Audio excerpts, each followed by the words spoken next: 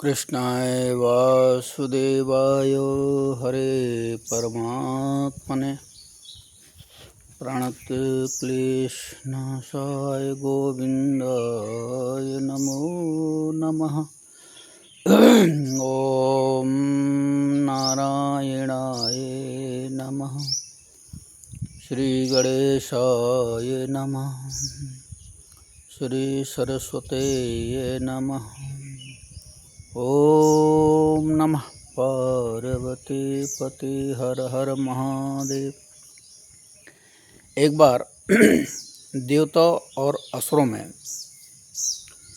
बहुत बड़ा युद्ध हुआ। उस युद्ध में युद्ध का जो परिणाम था वो ये था कि असुर देवताओं को मार करके और सबको छीन लिया, पदस्थित कर दिया, अपदस्थित हो गए। और उस समय देवता लोग जो है अपनी जान बचाने के लिए भागते फिरे, कोई कंदरों में, कोई कहीं, जहाँ जिसको जगह मिली जा कर के छिप गए। ऐसा समय आया जब सत्य की पराजय हुई और असत्य का बोलबाला हुआ।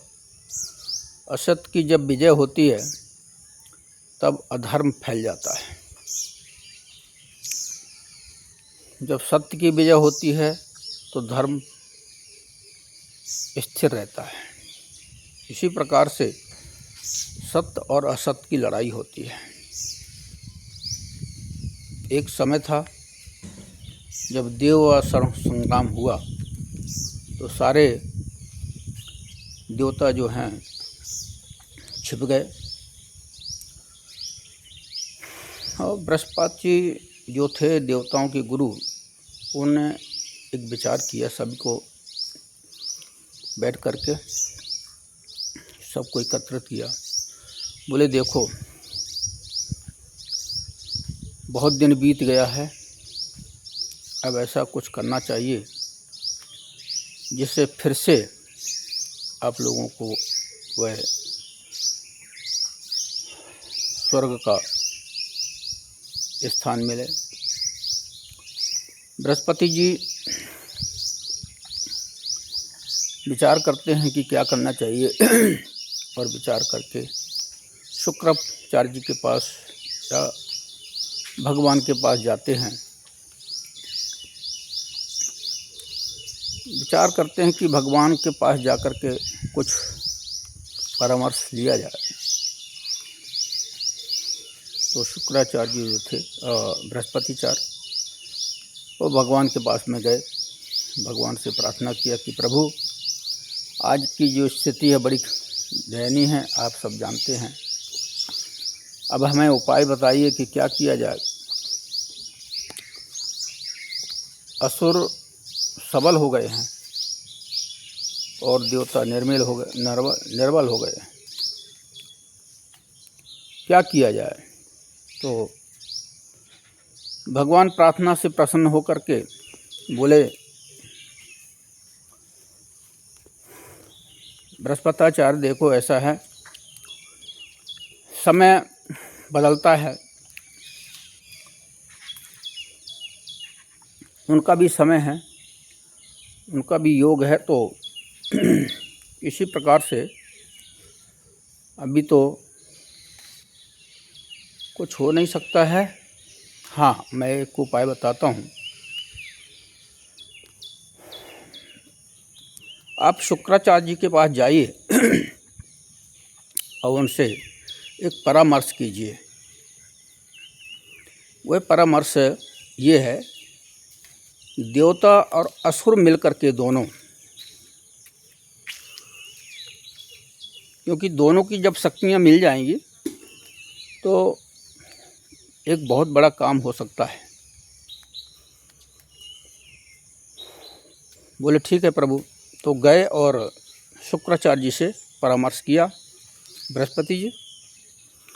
बोले हम दानव और देव मिल करके, लड़ाई झगड़ा तो चलो होते रहते हैं, बाकी अभी इस समय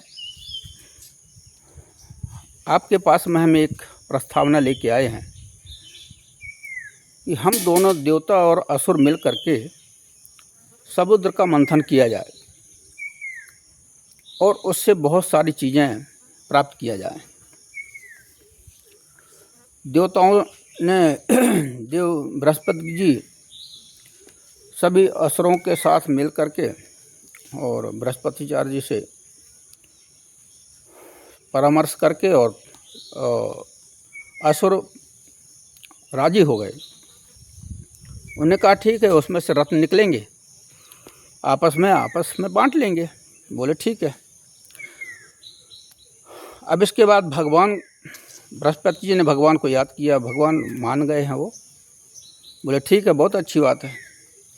तो बोले मद्राचल को कहाँ कैसे स्थापित किया जाएगा? बोले उसकी चिंता मत करो, मैं मद्राचल को समुद्र मंथन के लिए मैं स्थापित कर देता हूँ और वासुकी नाग की रस्सी बना देते हैं।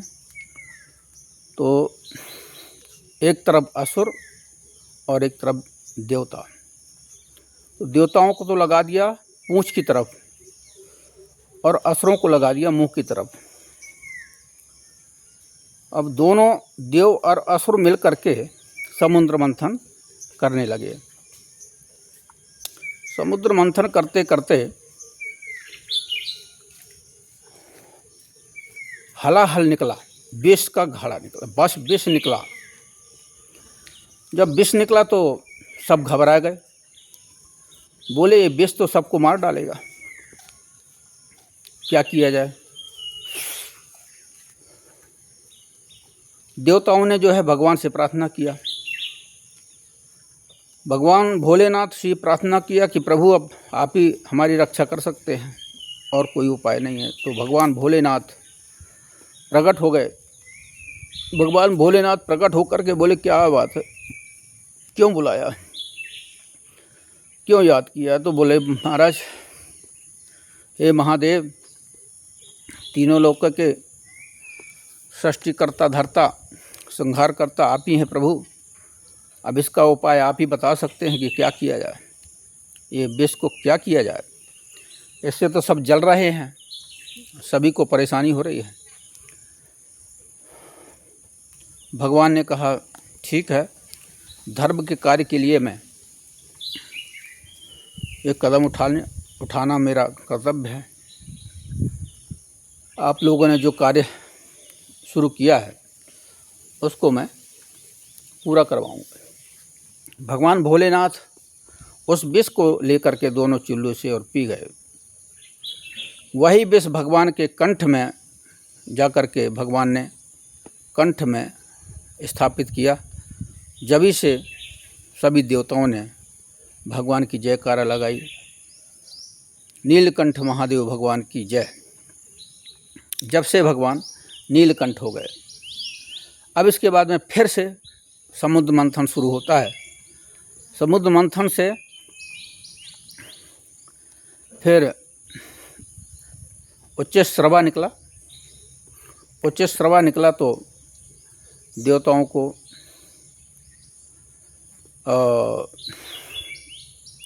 दे दिया। अब इसके बाद में समुद्र मंथन फिर हुआ तो बरांडी निकली। बरांडी निकली तो बोले तो ये तो असुरों की काम की है। देवता लोग बोले तो ये असुरों के काम की, अपने काम की नहीं है, तो असुरों को दे दिया जाए। तो ये बरांडी जो निकली वो असुरों को दे दिया गया, असुरों को पिला दिया गया। इसके बाद में फिर इरावत हाथी निकला। इरावत हाथी जो है देवताओं के पास चला गया, इंद्र के पास चला गया। इसके बाद कल्प वृक्ष निकला। कल्प वृक्ष निकला तो भगवान इंद्रदेव के इंद्रासन में चला गया, स्वर्ग में चला गया। इसके बाद में कौस्तुभ मणि निकली। तो कौस्तुभ मुनि भगवान के पास चली गई। इसके बाद में फिर जो है लक्ष्मी निकली हाथ में कमल लिए हुए। तो लक्ष्मी जी जो है भगवान के गले में वरमाला डाल दी। भाई लक्ष्मी जी जिसको पसंद करेंगे वहीं जाएंगे। तो सभी ने कहा लक्ष्मी जी जिसको पसंद करेंगे तो भगवान के पास चलिए लक्ष्मी जी। इसके बाद में जब आखिरी मंथन हुआ तो उसमें से अमृत कलश लेकर के धन्वंतरी भगवान प्रकट हुए। धन्वंतरी भगवान अमृत लेकर के प्रकट हुए और सब जो है देख करके बड़े खुश हुए। भगवान धन्वंतरी 2 हाथ से लिए हुए और उस कलश को अमृत कलश को लेकर के निकले और देवताओं में और असुरों में अफरा तफरी मच गई। देवता कहें हम लेंगे, असुर कहें हम लेंगे। तो देवताओं से जो है उस अमृत को छीन लिया, असुरों ने छीन लिया और असुर जो है छीन करके और भागने लगे, इधर उधर भागने लगे। भागते भागते भागते जो है भगवान से प्रार्थना किया सभी देवों ने कि प्रभु अब तो अमृत निकला और हमारे हाथ से निकल गया, असुर लेके भाग गए।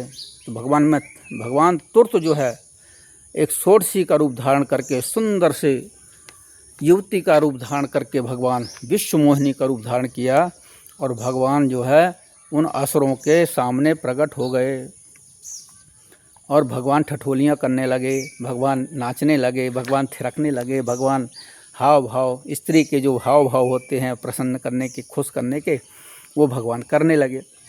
अब वो तो विश्व मोहिनी है, तो भगवान विश्व मोहिनी का रूप धारण करके असुरों के निकट और जा कर के और उनके सामने जो है थिरकने लगे। तो असुर जैसे देखते हैं कि भाई ये कौन है, ये तो इतनी सुंदर स्त्री हमारे बीच में कैसे आ गई। तो सब अचंभित हो करके और देखने लगे और विश्व मोहिनी जो है उनको रिझाने में और बड़ी तत्परता दिखाते हुए उनको रिझा लिया। तो जो अमृत लिया हुआ था असुर से कहने लगी भाई आपस में क्या बात है, आपस में कहाँ भागे जा रहे हो, कहाँ जा रहे हो और आपस में आप लोग क्यों झगड़ा करते हो, क्या बात है। तो देव और असुर सब इकट्ठे हो गए। तो भगवान के जो चरण थे वो उसमें शंख चक्र गदा पद्म, तो जो देवता थे उसमें से उन देवताओं लोगों ने क्योंकि देखा कि हमने तो प्रार्थना किया है परमात्मा की, प्रभु की, तो भगवान हमारी जरूर सहायता करेंगे। तो भगवान के चरण में चिन्ह दिखने लगे, भगवान के शंख चक्र गदा। देवताओं को अनुमान हो गया कि हमारे परमात्मा, हमारे प्रभु जो हैं हमारी सहायता के लिए आ चुके हैं, ये विश्व मोहिनी के रूप में ही परमात्मा हैं। तो असुर कहने लगे हे देवी हमें क्या आज्ञा है, आप कौन हैं, कहाँ से आई हैं, हमको बताइए ज़रा, हम भी आपके रूप यौवन में बंदमस्त हो गए हैं और हम आपको जानना चाहते हैं कि आप कौन हैं। तो वो सुंदर मोहिनी कहती है कि देखो मैं तो तीनों लोकों की रक्षा करने वाला हूँ, मैं तीनों लोकों की रक्षा करती हूँ, मेरा विश्व सुंदरी नाम है और मैं बहुत चंचल हूँ। तो असुरों ने जो है सोचा कि अब विश्व मोहिनी जो हमारे ऊपर जो है ये खुश है। तो विश्व मोहिनी कहा कि भाई देखो आप लोग तो बड़े अच्छे कुल के लगते हो और परंतु ये आपस में झगड़ा क्यों करते हो। तो उन लोगों ने कहा हे देवी ये हमारे पास में अमृत है और हम ये चाहते हैं कि हम इसको पिएं, आप हमें पिलाएं अपने हाथ से, तो हमें कितना सुख मिलेगा, कितना आनंद मिलेगा। तो भगवान ने विश्व मोहिनी भगवान ने कहा ठीक है, आप लोग मेरे को उपयुक्त समझते हो, मेरे ऊपर भरोसा करते हो, भरोसा करोगे। बोले हाँ हम आप जैसा कहेंगे वैसा हम करने के लिए तैयार हैं। वो राजी हो गए। राजी हो गए तो भगवान तो चाहते ही थे, फटाक से जो है उनके हाथ से कलश ले लिया, और अमृत का कलश ले करके और भगवान जो है थिरकने लगे। भगवान उनके हाव भाव में उनको मदमस्त कर दिया और उनको कहा, देखो, एक उन्होंने सुंदर सा महल बनाया, सुंदर सी जगह बनाई और बरामदा बनाया सुंदर सा। तो और उनको कहा, देखो, मैं जो कहती हूँ वही करना पड़ेगा। उन्होंने कहा, हाँ देवी, बिल्कुल बिल्कुल, हम आपके जैसा कहोगे वैसे ही करेंगे। तो वहाँ बोले कि ऐसा करो, सब दो एक एक पंक्ति में बैठ जाओ, एक पंक्ति में देवता और एक पंक्ति में असुर। भगवान ने उनको तत्काल बिठा करके और भगवान ने जो है देवताओं को अमृत पिलाने लगे। भगवान को देवताओं को अमृत पिलाने लगे और असुरों को जो है भगवान बरंडी पिलाने लगे। बोले, अगर असुर अगर अमृत पी गए तो सत्यानाश कर देंगे और हमारे देवता जो है अमृत पिएंगे तो सबल हो जाएंगे, इनका मुकाबला करेंगे। तो अधर्मी को कभी राज्य नहीं दिया जाता, अधर्मी को कभी व्यवस्था नहीं दी जाती है। इसी प्रकार से भगवान नारायण जो हैं देवताओं को सबल बनाने के लिए अमृत पिलाना शुरू कर दिया और अमृत पिला दिया। उसमें से एक असुर जो था और भगवान असुरों को बरंडी पिलाने लगे। उसमें से एक असुर था, बहुत चालाक था। उसने क्या किया, तत्काल अपना देव रूप धारण किया और सूर्य और चंद्रमा के बीच में बैठ गया। और भगवान जैसे अमृत पिलाने लगे सूर्य और चंद्र को, तो बीच में वो पिला करके और जब उसको पिलाने लगे तो उस जैसे भगवान ने पिलाया तो उसको तो अब गले में पिलाया और भगवान को इशारा किया देवताओं ने कि प्रभु ये तो असुर है, हमारा रूप धारण करके और बीच में बैठ गया है। तो भगवान तत्काल जो है